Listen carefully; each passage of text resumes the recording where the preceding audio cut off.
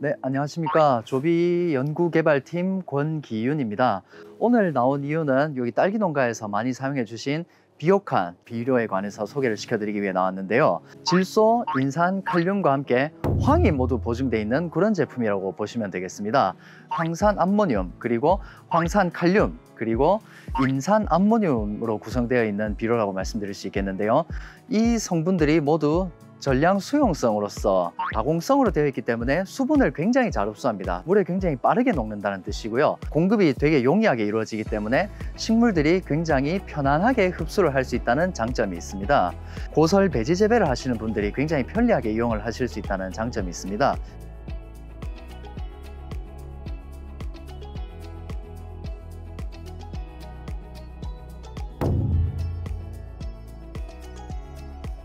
이렇게 지금 보시는 딸기 같은 경우에는 영양생장과 생식생장을 동시에 하는 작물로 말씀드릴 수 있겠습니다. 무슨 말이냐면은 일반적인 작물 같은 경우에는 영양생장기는 영양생장기, 생식생장기는 생식생장기 이렇게 분리가 되어 있어서 영양생장이 충분히 된 이후에는 생식생장으로 바뀌면서 어떤 요구하는 양분의 종류 자체가 완전히 달라지는 것을 이제 보실 수 있습니다.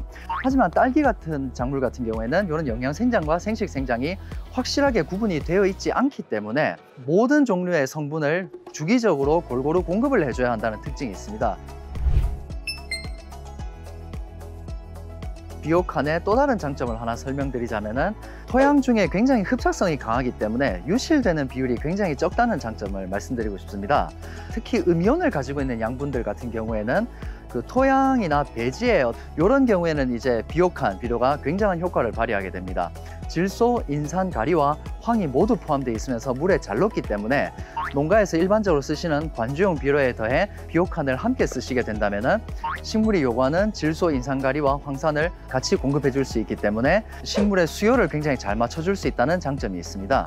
전극은 마이너스를 띠고 있는 경우가 굉장히 빈번합니다. 그렇기 때문에 같은 마이너스를 띠고 있는 영양분을 공급을 해준다면 마이너스와 마이너스가 서로 밀어내는 것처럼 토양 중에 양분이 딱 붙어 있지 못하고 양액이나 그 관수에 의해서 씻겨져 내려가는 현상이 발생합니다. 그거는 비단 배지 재배일 뿐만 아니라 토경 재배에서도 흔히 발생하는 상황인데요.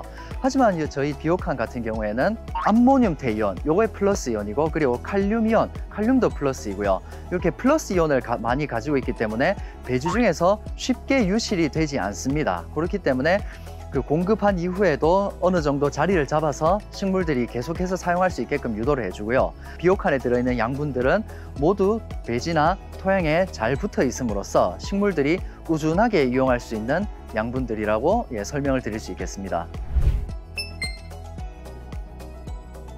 비옥한은 다공성 구조를 가지고 있다고 말씀을 드렸었습니다. 이 다공성 구조를 가짐으로써 굉장히 물에 쉽게 녹는다는 성질을 가지게 됩니다.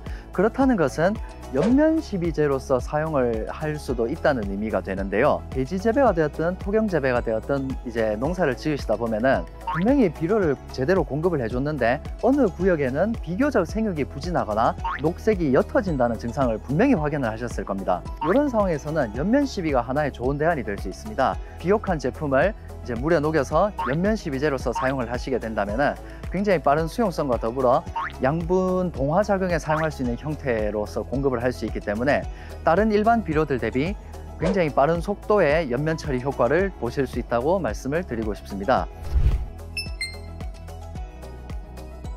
많은 비료 제품들이 이제 15kg, 25kg, 20kg 이런 식으로 포장이 돼 있어서 사용하시기에 조금 어려움을 느끼셨던 분들이 분명히 계실 겁니다. 저희는 이 비옥한 제품을 5kg짜리로 새로 이제 리뉴얼해서 출시를 했습니다.